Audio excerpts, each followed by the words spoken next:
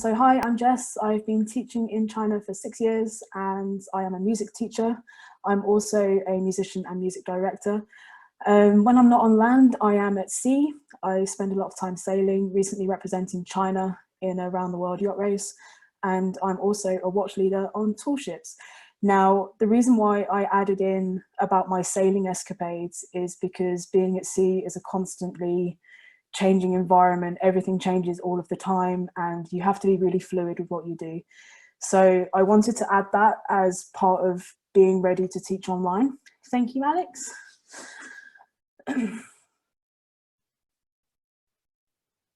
So what I hope to present to you guys today, 4 things. Hopefully I will be quick. Of course, if I start rambling too much, do let me know.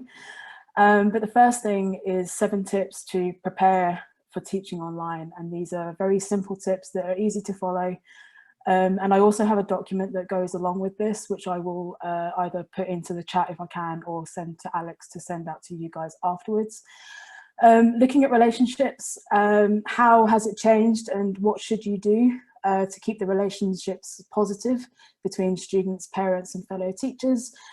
Looking at the workload, I will say that it is very different online. I don't know about anyone else, but it is a different environment for sure. And of course, lastly, and probably the most importantly when it comes to being a teacher, is the practice of mindfulness. Thank you, Alex.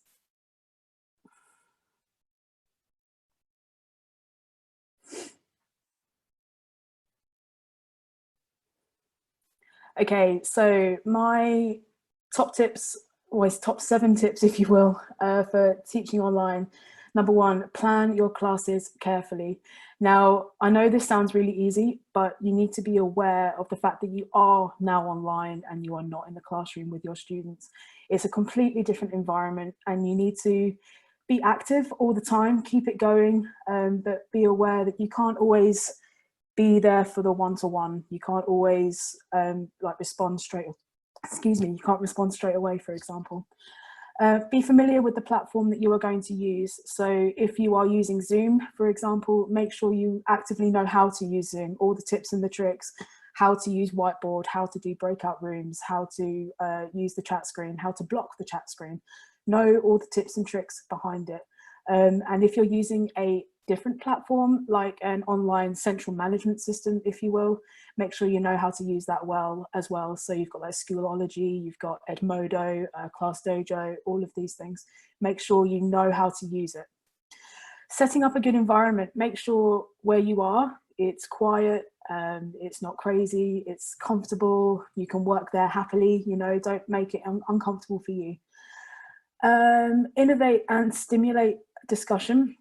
Now, in the classroom, this is really easy. Like, you have your students in front of you and you can just get on and do it. However, online, you're talking to a computer or a laptop or a tablet or phone. So to get the response isn't always as quick, and you might feel stupid in some respects just doing it to a webcam. So use everything that's available to you to make the innovation and stimulation kind of active. In the last webinar, when we watched some clips, it was excellent how that was being practiced by Sade, for example. Communicate regularly. I cannot emphasize enough how important communication is. Do not be left in the dark. Make sure you share everything all of the time, be it with teachers, parents, or students. Motivate your students. Give your students something to strive for. Give them something. Something more recently, I did a superhero project, and I told the students, if you become a superhero, you will get this reward. And they went crazy for it. They loved it. It was fantastic. And lastly, feedback. This isn't just like teacher to teacher, but get the students to give you feedback. So asking them to say, like, how did you find my online session today? Did you enjoy the quiz? What would you want to change? Getting feedback from the students can really inform your teaching. So do take the time to get some feedback, not just from the students, but from fellow teachers too, especially if you invite them to your class. Thank you, Alex.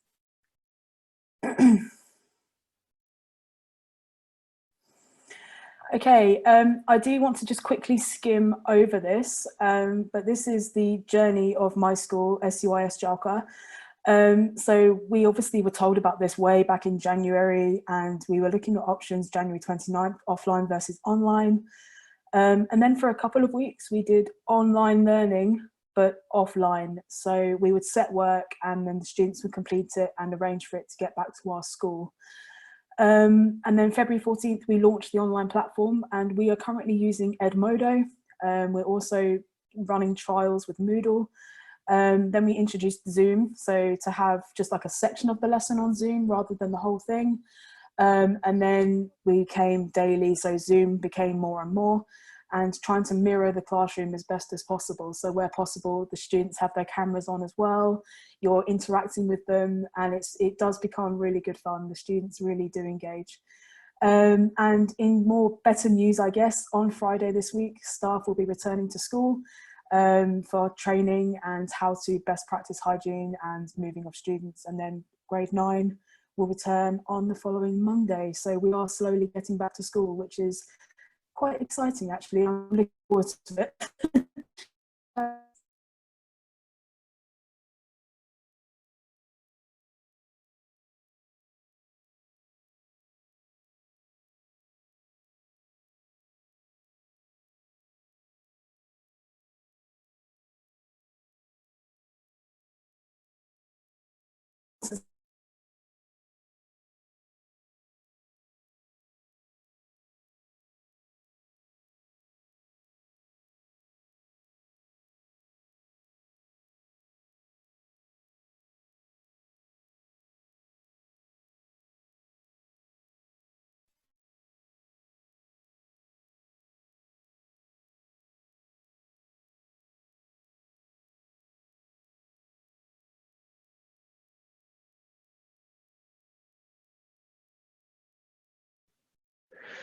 Jess, I'm not sure if you're able to hear me.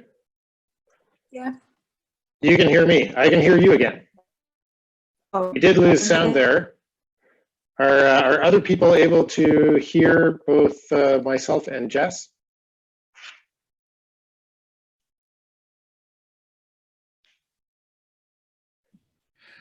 Alex, I can hear you. I can't hear Jess.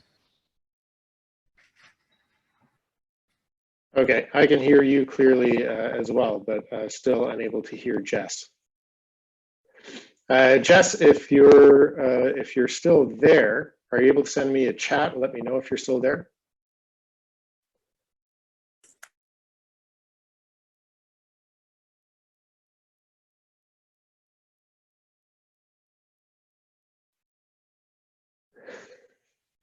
Okay, so you are here, but you have no audio.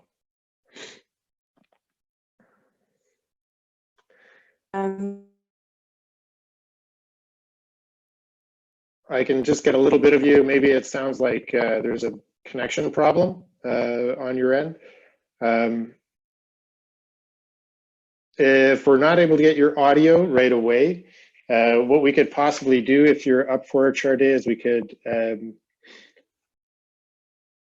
potentially skip ahead to Charday's presentation if we can't get Jess back, and then see if Jess is able to rejoin when she has audio. So Jess, I see that you're checking maybe your microphone there. I'll give you just a minute to see if you can get it working. And if we're not able to get it working, then Charday will move ahead to yours.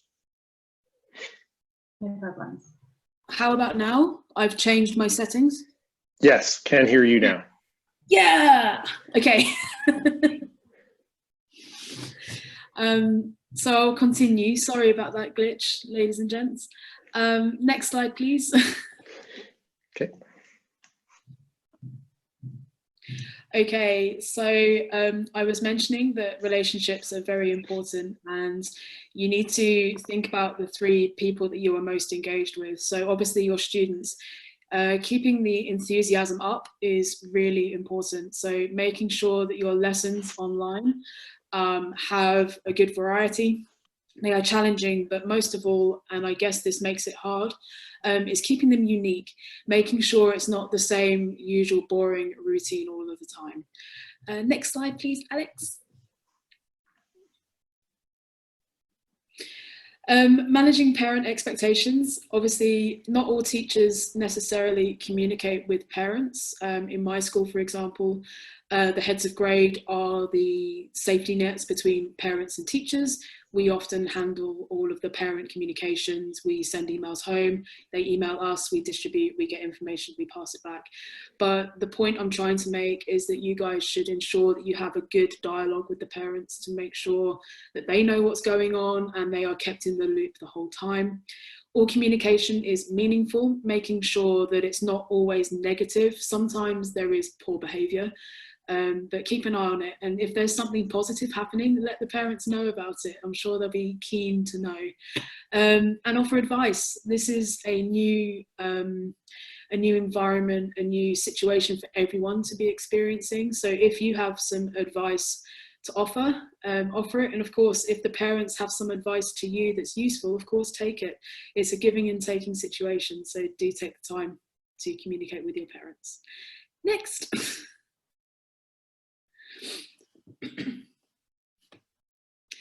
Okay, and the last one in terms of communication is making sure that you are supporting fellow teachers. As I've said before, like, everyone is in this together and you need to support each other. So support is really important. Keep it purposeful, but of course, keep the friendships too. Like, everyone is here together, so ensure that. And if you are taking part in another teacher's lesson, like, I know I've spotted that a couple of my colleagues are here, which is really cool to see you guys. I've invited my colleagues to come to my online lessons, and so I've said, hey, can you give us some feedback? What do you think? What's good? What's bad? And they've taken the time to do that, and obviously return the favour, because it's not just the students' feedback that you'll take, it's other teachers too. Thank you, Alex. Done that one. And that one. And that one. And the next thing should be about workload. Yes. So if you don't value your time, neither will anybody else. So I guess this is important in the sense that while we are online, we're constantly trying to better ourselves, constantly trying to make it an exciting environment. And I'm talking about these 3 types of learning, if you will, and a little bit of data. So of course, online, we are incorporating technology, and it might not be the best technology that you have, and not all students have access to a technology. So it's being aware of what you can and cannot do. Mirroring the classroom. Here, when you're online, you know what works in the classroom, but how much of it can be transferred to online learning. So with Zoom, how much interaction can you get? I mean, I use hands up all the time. I use breakout rooms and the whiteboard. The students enjoy that, but how effective is it? So think about what you can do. Excuse me. And then a flipped classroom, promoting a student voice. So I also teach a subject called PSHE, which is about personal, social, health and economic education. And this is where I will throw a debate topic at the students, and I will just say, okay, run with it. And they will create this student-led debate environment, talking, posters, debating, like they go crazy for it because it's new. When I do pass the torch to the students, they really enjoy the idea of responsibility and the fact they get to lead. And I found that online student-led is very, I say much more effective, but it kind of takes the pressure off you as the teacher a little bit. And then the last thing is data. When you're at school, obviously data is all the time. You're constantly updating your own records, schools records, etc. But when you're at home, it's not necessarily as easily accessible. So keep an eye on the data that you are gathering while at home and make sure that you are able to update as required for reports and things. Thank you, Alex.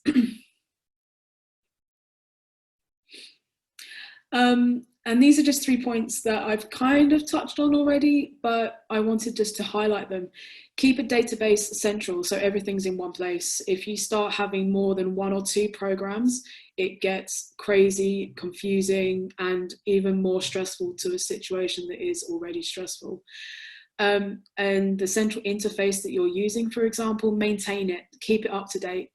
And the feedback I've touched on already, but if students are sending you work, be it via Edmodo, Dojo, or whatever, if you give feedback, make sure it's prompt, make sure it's visible so the students know that you've given feedback, and keep it clear and to the point, especially if you've got students that are second or third language learners.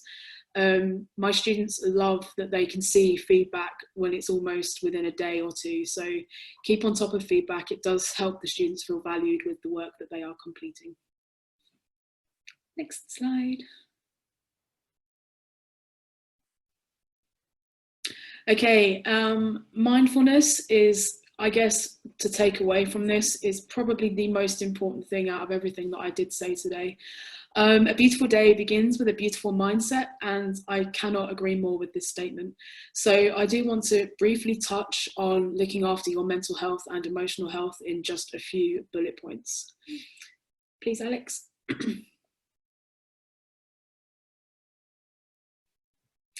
Okay, my top tips. Number one, keep a routine, especially when you're working at home. Now, I know how easy it is to want to stay in your pajamas all day. Don't. Do get up, keep a usual daily routine, keep it simple, but keep it effective. Exercise regularly is something else I highly recommend. While in China, of course, our restrictions are being lifted more and more now, so we're on the other side of things. Of course, if you are still experiencing a lockdown or the inability to go out more often, practice yoga at home. Yoga is fantastic. I cannot highly recommend it enough. Take the time for yourself to practice hobbies like reading, I don't know, needlecraft or mandalas. Just take the time to do something for you. While you're online, you constantly want to support your students and be there for them, but take time for you. Have a healthy diet, obviously stay healthy, keep it varied, try not to have the same thing all of the time, but do keep it healthy, keep it varied. Manage your time. Now, I manage my time. I write a to-do list every single day, and I make sure that I work through my list, and I get to the end of the day and I'm like, cool, I've succeeded in doing everything that I wanted to do. If you overload yourself, it can become overwhelming and it becomes very stressful, and you just don't want to put your head into a bad space. So do take the time to manage your time, okay? And the irony of the next one, to limit your screen time. I say that in the sense that try not to spend all day in front of your computer, your tablet, your phone. Try and have it so if you have just one lesson, you're there for that hour or however long your lesson is, maybe a little bit before and a little bit afterwards, but then take time away from the computer, because as we all know, staring at computer screens all day, every day isn't best for our eyes anyway. But do take the time away, take times where you're not looking at your phone, you're doing something else, looking out the window, something far away. Take the time. And lastly, and again, I think this is super important, but staying in touch with your friends and family. I'm the wrong side of the world. All of my family are in the UK, and obviously I'm here in China. So I can't emphasize enough how important it is just to check in, even if it's just a little message once a day. Check in and just say, hey, how are you doing? To be able to reach out helps tremendously, and it helps you feel good too. And I think that's it from me. There should be just one more little thank you very much slide.